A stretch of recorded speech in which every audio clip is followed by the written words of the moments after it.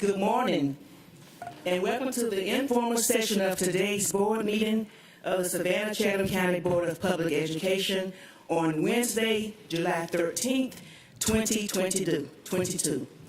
As you can see, Dr. Buck is not in attendance on today. He had to have an unexpected surgery. He sends his regards, and we are praying that he will have a speedy recovery. Also, Dr. Brinkman and Michael Johnson, Dr. Brinkman and Mr. Johnson are not here on today. At our informal board meetings, we use this time as an information gathering. It also assists us in making informed decisions. We use this time strictly to gain information and to gain a better understanding for us as a board member to do the job that we have been elected to do. So moving on to strategic goals, 1, 2, 3, and 4, board policies matter. So at this time, I'm going to ask our Attorney Dennison, to come forward and lead us through board policies matter. Mr. Dennison. Thank you so much. So let's see if, Todd, we have the PowerPoint coming up here.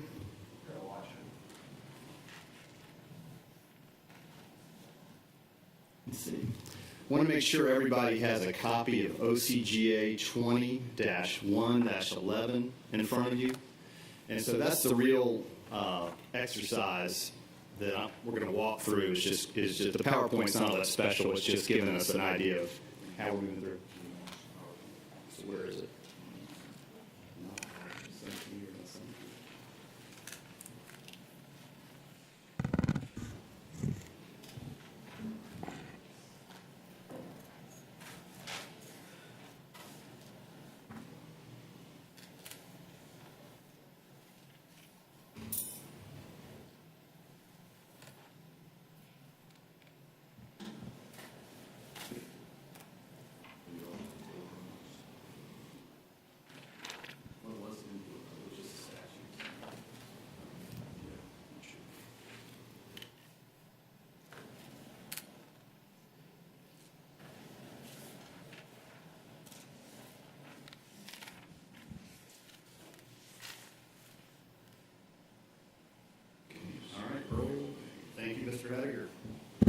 Thank you so much, Mr. Hediger. So we're going to walk through the statute. Get this thing open. And I guess we've got a PowerPoint version. Okay.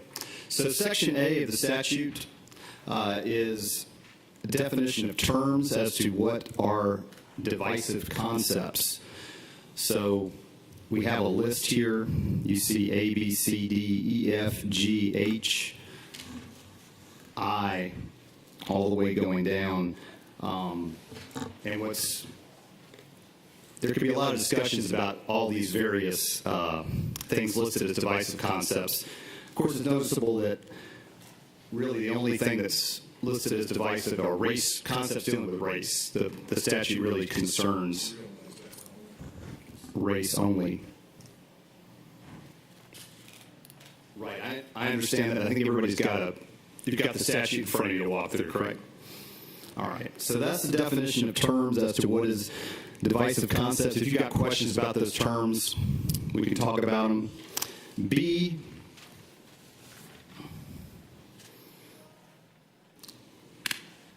requirement to prohibit employees from discrimination on the basis of race. So our employees are not are prohibited from discriminating on the basis of race against students or other employees. That's what it says. And that was already the case before we had the statute.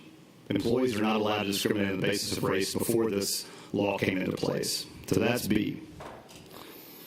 Then we've got C. This talks about certain curricula and training that we are required to do, and then certain curricula and training that we may do. The board is required to make sure we do A. So that's one of your roles as the board, is to make sure, here under C1, that we actually have some curricula and training that encourage employees and students to practice tolerance and mutual respect. So that's on you. We're accountable to do that. Someone could raise a challenge to say we haven't done that under this particular statute. Then on to D, and I think this is where it gets very interesting. So if you look at D, nothing in this code section shall be construed or applied to the following things that you can't do. Now, I'm going to talk about this. There's no right to a hearing under item A. The right to the hearing is under item B, non-discrimination, C, whether we're rolling out these training and curricular programs, or D. But D is something that, by the terms of the statute, we can't do. So how do you have a hearing about what's not covered by the statute, I guess is what I'm saying. You're supposed to have a hearing about it, but the statute says the statute doesn't apply to these things. But you can have a hearing about these things. So that's an interesting issue with the way it's written. Yes. But, Dr. Hoskins-Brown. thank you. Just want to make sure I'm following you properly. So Section A defines the divisive concepts that are related primarily to race or the fundamental structure of the U.S. as being racist, people's character being attributed to race. So you can't, if any of those concepts are believed to have been implemented, you cannot have a hearing to address that. Well, here's the thing. So A, it's clear that A is not listed as something you can have a hearing about, but B is something that you can have a hearing about, discrimination. Okay. I think the structural presumption from the statute would be that these A items, divisive concepts, when they happen, they could be deemed to be discriminatory conduct somehow, some way. But the statute does not say that expressly. Now, eventually, the State Board of Education is going to provide us guidance as to what amounts to violations. There's two things that the State Board has to do. One is provide us a model procedure and policy for us. They did that on June 15th. They adopted that. But they're also supposed to provide guidance as to what amounts to a violation. So maybe they're the ones that are going to put two and two together and link A up to B in an express way, and also show us how all the D shall nots overlay over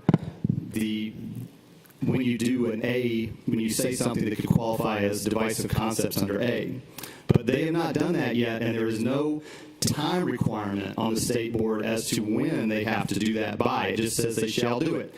They were supposed to issue the model policy by July 1st, and so they did that 15 days in advance. But there is no timeline on them giving us the guidebook as to what is a violation.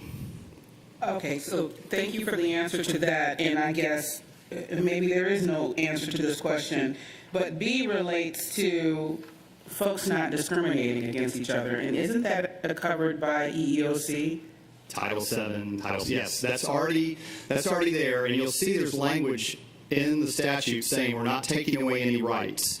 So someone could go straight to EEOC if they have an issue they're getting discriminated against by another employee, that's a manager, and they want to bring an EEOC action. We can't argue that you have to do this process first. All the other rights that anyone would have to challenge discriminatory conduct under other laws are still there. This doesn't take any of them away.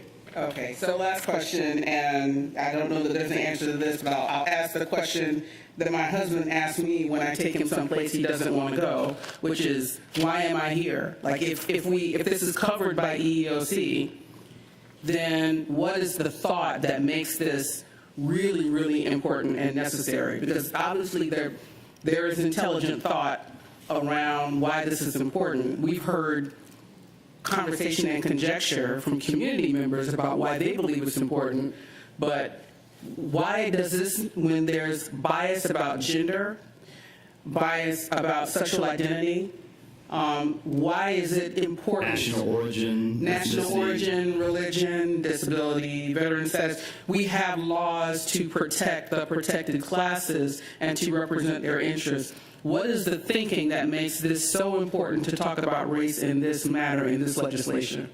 Okay, so if you're asking me to step into the minds of the legislature as to why they did this, That's a very dangerous thing to do. But and it would probably be somewhat ill-advised, but I will offer something in response to that. And I think everybody knows that there's been a lot of emphasis on critical race theories, structural racism, and how that is taught and how that's presented. And I think that the genesis of this was likely some sense of how do we combat this, or sort of anti-patriotic or anti-sentiment.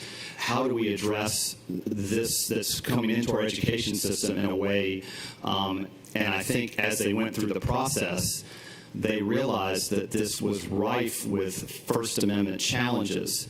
So they were very careful in how they have assembled this and structured this without even making the A items expressly challengeable under the protocol, and only probably fitting somehow into B without even expressly laying that out, and then leaving that, I guess, to Georgia Department of Education to give as much guidance as they feel comfortable giving.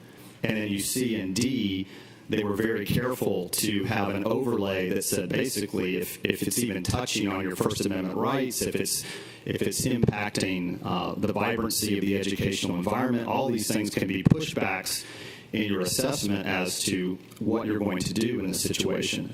Another thing that they did that I think is pretty savvy is you'll see that the remedies here are, remedial. So you find if a violation occurred, you have the facts that you find it, then what do you do about it?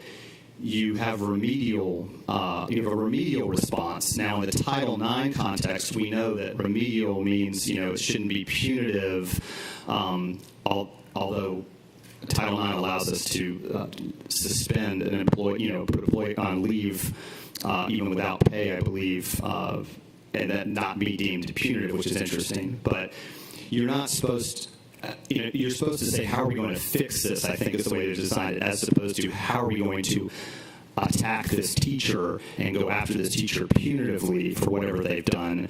It's saying, how can we remediate, and we'll say something has happened. So I think that was another aspect of the design here to try to avoid running too afoul of these clear First Amendment concerns that are there when we talk about all these items and defined under A. I mean, they're just ripe with, what is espousing? You see the definition of espousing there, and, it seems as if maybe speaking against these concepts, I think a better term might be dogma, but they call them concepts. Speaking against them, is that espousing or not? It's not clear from the definition of espousing. So, anyway, there's a lot of interesting issues here, but I think when it comes down to it, the protections, everything that we're supposed to take action on is either needs to be discriminatory conduct, which was already something that couldn't be done and that we should be taking action on, and it's not punitive, it's remedial as to what we do, and that we are supposed to roll out some kind of training and curricula as the legislators want to do in various other areas. We need to make sure we do that. Someone could challenge that. And then I said these D items, are the D items just an overlay protecting against B effectively as drafted? Or could you have your own hearing under a D item alone and say, my freedom to teach is being compromised? That is not all that clear as to the way it's drafted. I think if you look at it, it really is only to apply to as a limit on B, as opposed to having hearings as on those items in the affirmative. But that lawyers could argue that different ways. Yes, Sean. Or Mr. Kashmar. Sorry. Just commenting on B, the anti-discrimination provision, and you said, why are we here if the EEOC already prevents us, or Title VII does? The other thing I'd note is Title VII isn't as broad as the language in B here. And also, there's a specific path you have to follow to raise allegations under Title VII. You have to go to the EEOC. There's different remedies. So this overlays Title VII and provides broader coverage in terms of the substance, and it theoretically provides another avenue for redress under state law, which doesn't really exist now. right now it's just Title VII and federal law. So without getting into why and how, this is broader and provides another avenue for remedy as well, on top of what already exists. Is broader safer? I'm sorry, is broader safer? Because when you say coverage, that makes it sound protective, like someone may not be safe or protected by not having. The entire Section B says boards, local superintendent, and the governing body of each charter school shall prohibit employees from discriminating against students and other employees based on race. That's the entire language of Section B.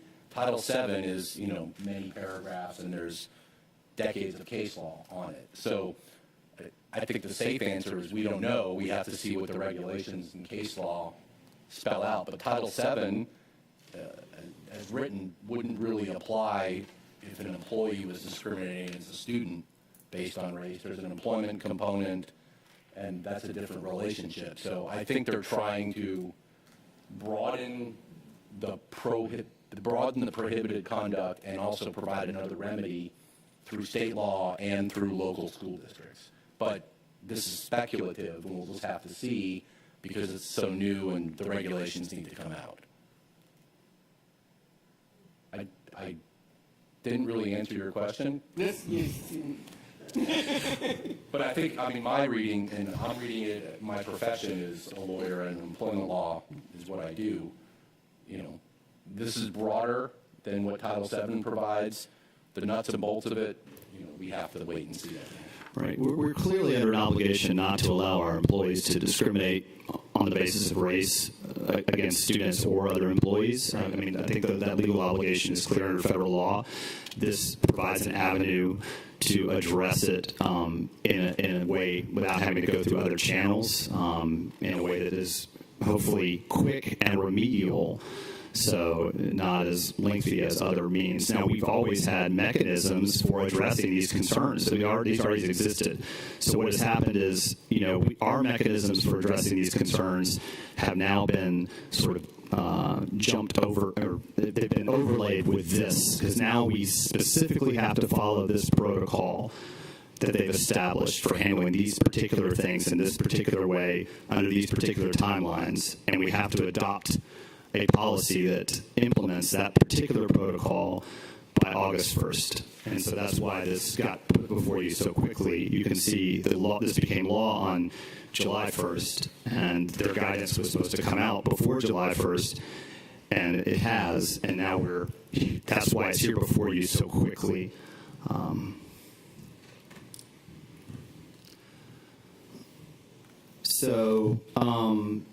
Just three of these key knots that I think are very important.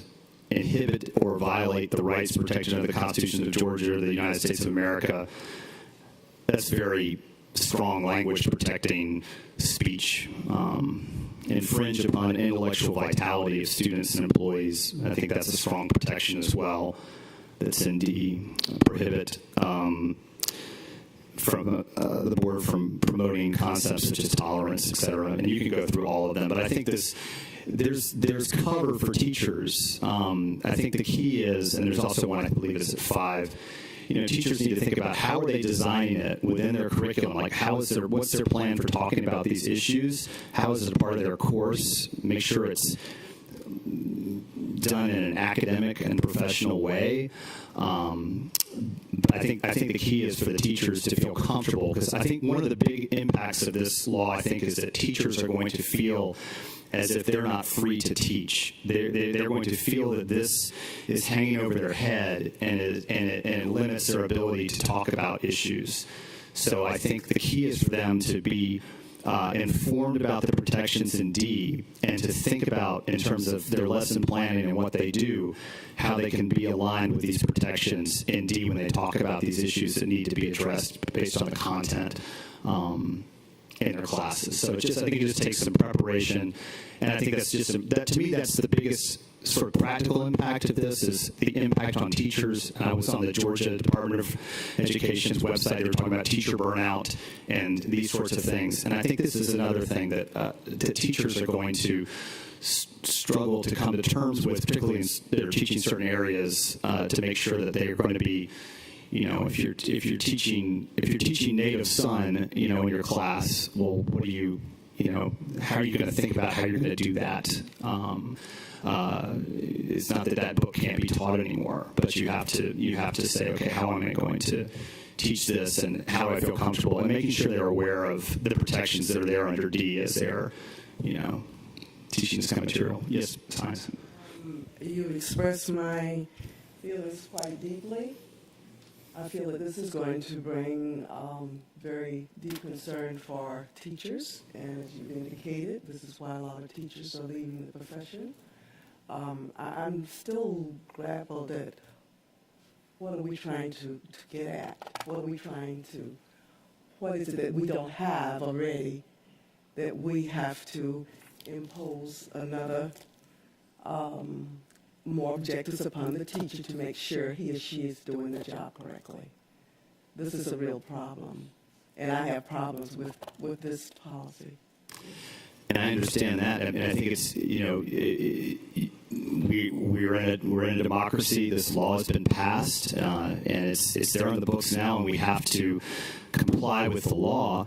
And I think what's interesting is right now they've really put the ball firmly in our court as to how this works out. I mean, it's going to be handled at the school level, then it can be appealed up to the superintendent, then it can be appealed up to the board, and it's for you right now to apply what they've presented you with, which includes a very robust protection under the First Amendment, is before you right now. Ultimately, there may be guidance, but the legislature has done something. They've said establish a protocol, and it's now for you to apply this. But the statute itself provides means for balance and judgment, and for looking at other concerns as opposed to simply what's defined under A. Yes, I would just like to say that the teaching part will not be difficult because you're teaching from the book of other sources. But when it becomes a part of a discussion, when the students begin to ask questions, that's where the problem will come, because that is when teachers will have to be careful on not voicing their opinion as based on the facts that happen. And that's going to really deter more teachers from not even wanting to come into the field of teaching, especially history and social studies. So my concern becomes, what is the intent of all of this? Is the intent to target a particular teacher? Is the intent to actually whitewash history? But as we do know, this is the law, and we will have to listen to each complaint on a day-to-day basis as they come in, and it's just not a lot that we don't know, and we'll learn as more complaints come in to find out what will be the intent for anyone to even submit a complaint. I think you put your finger on the most challenging thing for the teacher, which is the espousing limitation, and to how to talk about things without it seeming as if you are espousing your own personal view. How do you be in a room with students for 180 days without them picking up on who you are and what you believe in terms of these issues in particular fields? And so I think you've put your finger on what's a real challenge here that's going to cause a lot of teachers to be very concerned or lose sleep at night thinking about how they're going to walk that particular line. Yes, Dr. Haskins-Brown.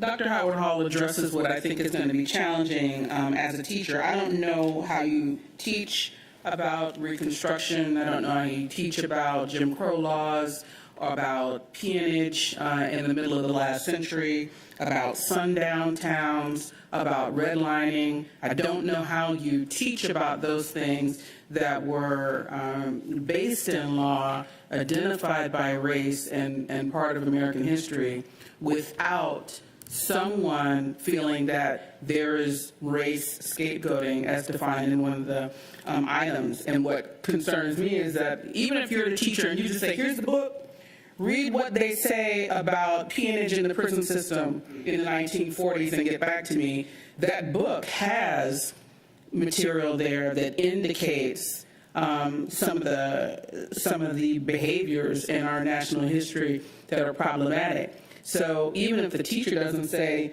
this is the problem with it, is someone going to come and say, here's a load of books, because people like to bring book titles to our meetings now. Here's a load of books that you should not be teaching from because they teach about some of these things that were divisive. And I don't know how I would manage that in an instructional sense. Yes, Ms. Hall. Just very quickly, I think that is the focus of this whole thing, is that they don't want us to teach. And the best thing that could happen is this: we don't have any social studies classes beginning with the founding of Jamestown. We don't discuss anything that has to do with it. So I think that's the whole intent of this. But I would really like to hear from Dr. Levette what she feels in terms of instructing our teachers on how to go forward. What are we doing to kind of protect them or get them prepared so that they don't burn out and get so frustrated that they walk away? Good morning, everyone. I think, thank you, Ms. Hall, for the question, and it's something we've been managing since this whole thing has emerged nationally and also here locally. We will be, of course, talking with our teachers about it now that it's signed into law. We anticipated this, but we have heard from our teachers all across the district about their concerns. One of the things that we plan to do as we open school is to talk with them about what this means and share with them your perspectives as well as ours in terms of making sure that we are offering students an authentic learning experience as it relates to our current context and our history, and that we provide them various perspectives, but we also trust them not to put themselves or us or the children in a position where we are feeling out of place. And while I recognize much of what has been discussed in the Assembly, and also what much has been discussed across the nation, we have very few instances, though they certainly are not. We have few instances where teachers deliberately go out and say something to cause offense to someone else. But we want them also to feel comfortable with teaching in a way that they're not feeling that we're looking over their shoulder and passing judgment on what they're saying. I believe that there are intelligent teachers who are paying attention, and they will raise the concerns with us. I do think we will have people who will raise a concern. It doesn't matter what it is. In fact, we had a conversation just yesterday. There will be people who will say, I don't want you to teach about polar bears because I think polar bears are a problem in terms of American history. I would rather my child learn about squirrels. Well, guess what? Right now, today, if we have a parent who says, I am uncomfortable with particular content, they have the right, and we recognize that right, to say they don't want to be engaged in a conversation about polar bears. We're not going to quibble about that, but the information is going to be there, especially if it's already outlined in the curriculum. We're going to share that. So I think our teachers are going to definitely register concerns. We will hear them. We will talk with them about it, but we will also trust them to go into the classrooms caring about each of our students in a way that does not make those students feel uncomfortable. But we're also committed to making sure that we are teaching students the way they need to be taught to live in the world, not necessarily in this kind of universe that's been created that says you shouldn't tell them the truth. And I will just say to you that I know enough about our amazing students to say that our amazing students are also going to ask the kinds of questions that allow our teachers to tell them the truth as well. Yes, Mr. Cashmore. I just want to Sorry. add my other comment back to you, Dr. Levette, is that it's going to be very hard as an educational institution to not want facts as our primary basis of operation. And in a way, it seems like that's what this is asking us to do, to circumvent facts when they are not pleasant, I'll say. But are we going to try to get our social, because I'm thinking these are going to be second grade social studies teachers, you know, it's not high school only, second grade, introducing these concepts. Is there going to be some mechanism where they get to collaborate with each other? So if I'm at Hodge and I'm teaching this, I know what's going on at Brock or Marsh Point, or some kind of way to, Yes. The teachers meet based on grade level and content area. So, and we have very capable leaders and facilitators of those conversations. So we don't have our heads stuck in the sand. We recognize what the reality is. And we recognize what we think we know about the intent. But we also know what we owe our students. And our job is to make sure that that happens. So yes, there'll be conversations in terms of the content area, but also there'll be conversations according to grade level. Because there is some content that needs to be presented in a particular way for a second grader versus a ninth grader or a 12th grader. And I will say, just, I am not in a position, nor any of us, to control someone else's behavior. But what we can do is say, here are the standards that we need to be met. And we will rely on the facts. And we can even have a conversation about what the facts are. But I also believe that in our conversations with teachers and school leaders and department heads and academic coaches, that we will indicate to them our intention is to deliver a strong and accurate and fact-based and evidence-based curricular experience for each of our children. And if there are people who have a concern about something that's delivered or something that's planned, then there is a process for them to share that concern, whatever it might be. Dr. Levette, that seems to be the intent, but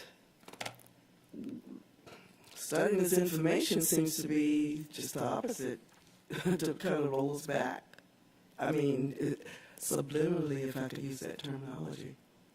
Well, I think we're all in a position there responding to something that happened in the General Assembly and something that's happening across the nation. That's what we're doing. We're responding. If they ask our opinion, I think they would have something very different in front of them. And it puts us in a reactive mode or in a responsive mode. But I will say to you as a veteran administrator, I believe that most people sitting in front of our children have their best interests at heart. And our administrators who are in the buildings, if we find that there are violations, then we will behave accordingly. But I also believe that each of the persons who sign that oath on their contract make a commitment to work in the best interests of children, and I think everybody who signs it believes in that. I think there will be some instances where we'll have a conversation either with people on the inside or people outside who may disagree with something a teacher says, but our responsibility is to work in the best interests of children, whether that is to support the teacher or work with the teacher, or whether it is to respond to parents.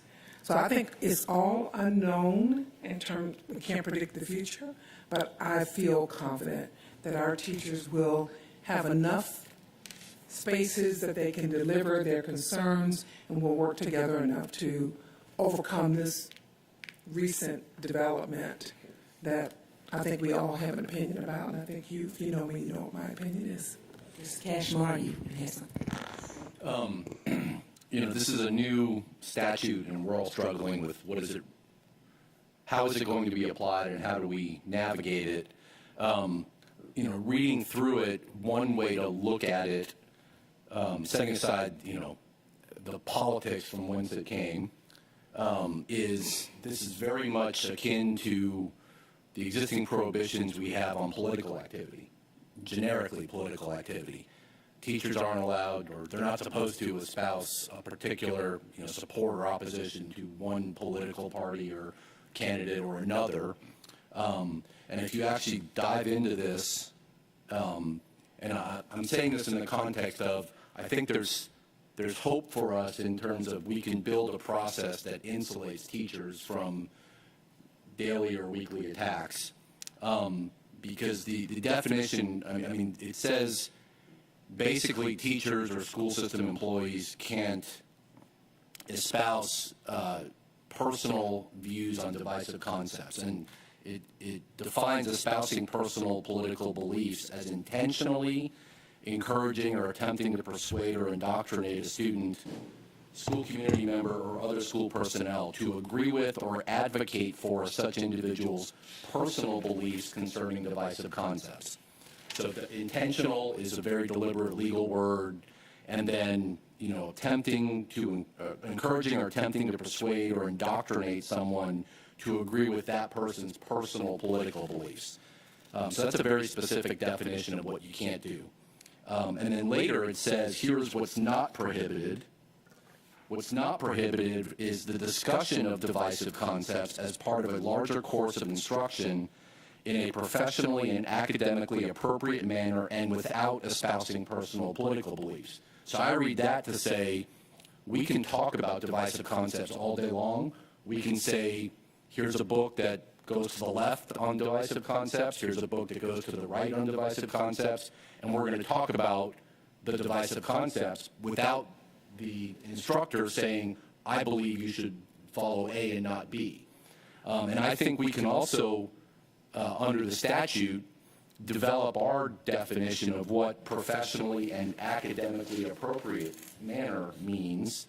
And then if you look at the remediation process, somebody agreed there's a limited definition of who can file a complaint. So it's not anybody in the world. That's helpful. And then it has to go through the school, then the superintendent, then the local board of education, and then if they're still not happy, up to the state board. So while I'm not entirely happy with this new process and rules that the General Assembly followed, I think there's some nuggets in here where we can structure a process to give some comfort to teachers that, if you basically follow the rules, and this is my personal belief, I'm not saying this is the law, I'm going to leave this to the lawyers and the superintendent, but it's very much akin to our existing rules about personal political views. I think there's a lot of overlap there, and there's a lot of protection in the statute that we can take advantage of to offer protections as we train our teachers. So I think we can still talk about divisive concepts, we can still teach them, we can still discuss them. I think the teacher can't take a personal position and try to persuade a student to believe one thing or the other. Dr. Hoskins-Brown. Thank you. We are a lawful group, despite what anyone will say about us.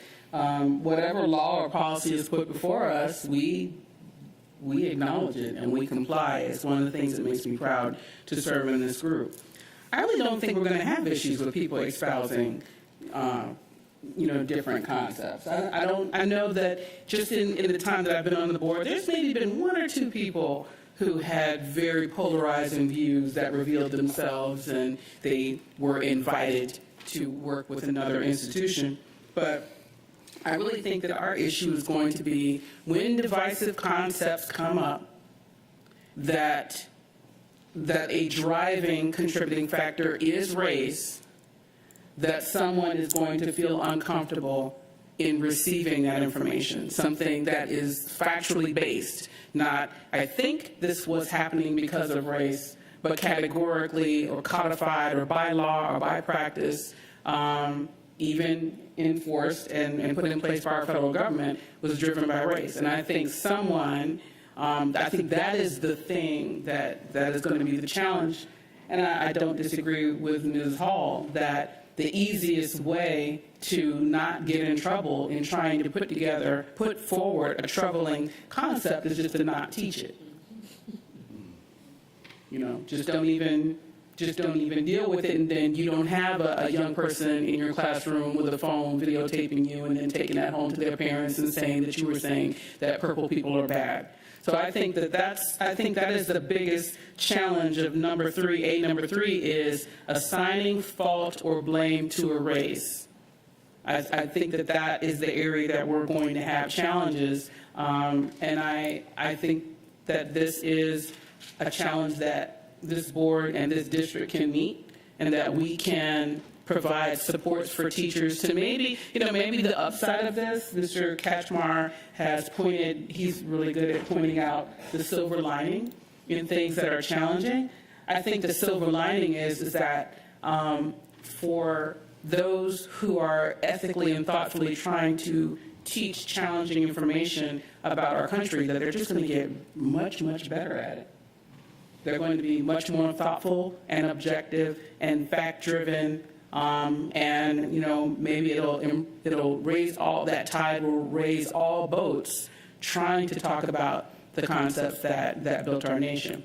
But I really don't think it's going to be about politics. I think you're right. We've done a good job of managing that. I think it's going to be about the ideas that are uncomfortable. We want to try to wrap up by 12:30, so we have about 16 minutes. Okay.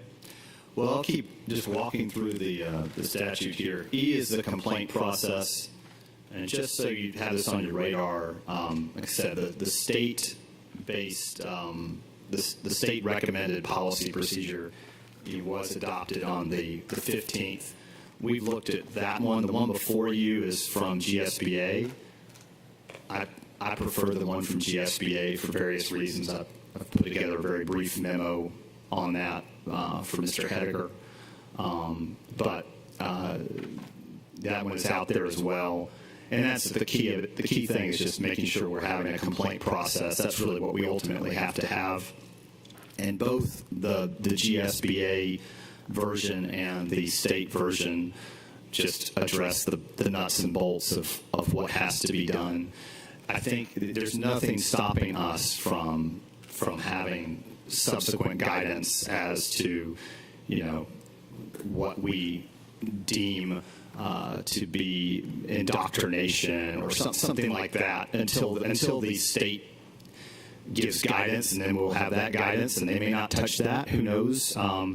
And other things like Mr. Kachmar was noting. I mean, we could have some thoughtful supplementation to what we have. Nothing is stopping the board from doing that. It's just because of the time crunch, we just have to have something in place by August 1st. So, certainly that doesn't mean that the board can't do its part to think about policy beyond just the bare minimum. So, like I said, these are the deadlines. And I just mentioned that second paragraph here in the second bullet point. Department of Education shall develop guidance for schools and local school systems for use when determining whether violations of subsection B through D have occurred. So we will, when we get that, I don't know. When you don't say it has to be done by a certain time and it's something this challenging, we'll see. We'll see when it comes.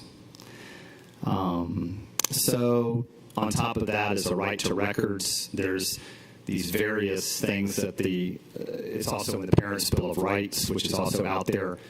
That's not before you right now because the timeline for the Parents' Bill of Rights policies and procedures is not clear in the statute, and it also says we're supposed to collaborate with faculty and the community in terms of coming up with that. So we're not able to, we haven't presented that to you immediately, but that law is in place as well as of July 1st. So we have to follow the Parents' Bill of Rights, and that also has its own records requesting component. So we have Ferpa, we have Open Records Act, we have Parents' Bill of Rights, we have media content, we have this under 20-1-11. So we keep having various record production requirements that are included in a lot of these statutes, and this one's no exception. And then it talks about how there's no waiver, so we can't waive it. And as you'll see from the from what the state can do. They can take away a waiver, and if you're not a Swiss school, then then it goes before the state superintendent for other action. So you're in better shape as a waiver district because you have something besides that more draconian response if the state finds that you are violating this particular law. So you can't waive it, and then if you violate it, they can take away a waiver. One difference between the state's model policy and ours is they include all the details as to what happens at the state process. I just really don't think that's for us to have in our policy what the state is going to do under their process. They're going to do what they're going to do. We don't establish that by policy. So we can provide notice of what will happen, which we're required to do, but we don't have to set forth their policy and ours, in my view. But that's what the model policy does. And it also says things like no waiver. We don't need to put that in our policy because we're doing it. We don't have to say when we're implementing it because we're implementing it in terms of the deadline. So those are some of the differences between the GSBA version and the state version. So, any questions? Or more questions, I should say. Ms. Hall? I just appreciate your going through this with us. I feel more informed and kind of more about what we're doing. And if we get questions from the public, I have something I can say. So thank you. Thank you. Ms. Grabowski? Yes, thank you for this overview and for the discussion. I think that there's so much noise and distraction all around us right now, and as long as we continue to keep our focus on the students and supporting our teachers, that this is, we have to abide by it and we have to follow it. I agree with Mr. Katchmar. I think there can be some silver linings that can come out of this because I think in some ways it clarifies that our teachers can talk about things that maybe some people are uncomfortable for them to talk about. I also agree with Dr. Hoskins-Brown that it could be perceived or interpreted as a slippery slope, but in my time on the board, I think that we have been consistent in our support of our teachers and our faculty and our staff and administration, and I don't see that changing. And I think that's the most important thing is for our teachers to know that we do have faith and confidence in their professional abilities and that they will abide by those professional abilities. And that our students, we don't give our students enough credit in a lot of this discussion. They are going to be the ones who are going to ask the questions of their peers. And I think that's a huge part of the purpose of education is we provide the information, we provide the facts, and we need to provide all the information and all the facts. And the discussion that comes out of that is such a critical part of that education process. So I don't like that we're having to be forced, especially in such a very short time frame, to be able to respond, but we have to deal with the hand that we are dealt. So, thank you. Any other comments from board members? As I sit here and reflect on the time in 1965 when I actually, along with 5 other students, integrated a school in a small town in Perry, Florida, if I, as a teacher, talked about my experience, it could result in a complaint because it wasn't documented in the book, but it was actually an experience. So teachers are going to really have to be careful if they have their students to interview people who may have experienced something, for example, as Jim Crow. So we, as I said earlier, this is going to be a case-by-case basis, and we'll learn more about it as complaints are submitted. We appreciate you taking the time out to explain this to us. It is the law, so we must adhere to the law, and we definitely want our teachers to feel comfortable in teaching what they have been taught to do. Mr. Massey. One more quick comment. One concern I do have is the administrative burden that this might place on our principals. So I don't know, Dr. Levette, if there's a way that you can track that and just share that information to the board so that we're aware, because anytime there's another requirement, that it just places more admin on our teachers and our principals, which does not help with our teacher retention and shortfall. I certainly appreciate your public acknowledgement of that. I think what we have not spoken about, not only here but in many other instances, we focus a lot on teachers, and they have been under tremendous burden, but they have also served admirably under very challenging situations. The nexus is the principal, and we have seen the toll of those experiences on the principals as well. And I do believe that one objective that we try to make sure that we meet is supporting them and trying to take some of that off of them. So it will require lots of changes and lots of work on our part to make sure that they feel supported and not overburdened. It has been a challenge for principals to manage all of the things that have happened. We see the things happen in the public. They happen with us as well. Lots of people who are angry, nothing to do with school, just angry, and so they come to the school and bring that, and the principals have the responsibility of making sure that they respond.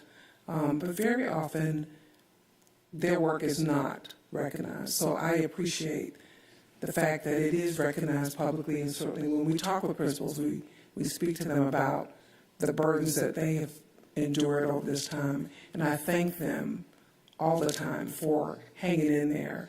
This will create more challenges, and we will do what we can to try to reduce that burden. So thank you for acknowledging their work. Any other comments from board members? Okay, board members, this completes our program for this morning. I'll ask that we have a motion to go into executive session to discuss student, personnel, safety, and security, as well as legal and real estate matters. Ms. Hoskin-Brown moves. Ms. Hines seconds. All in favor, show by raising your hand. 1, 2, 3, 4, 5, 6. Motion passes 6-0-0. Thank you for coming today.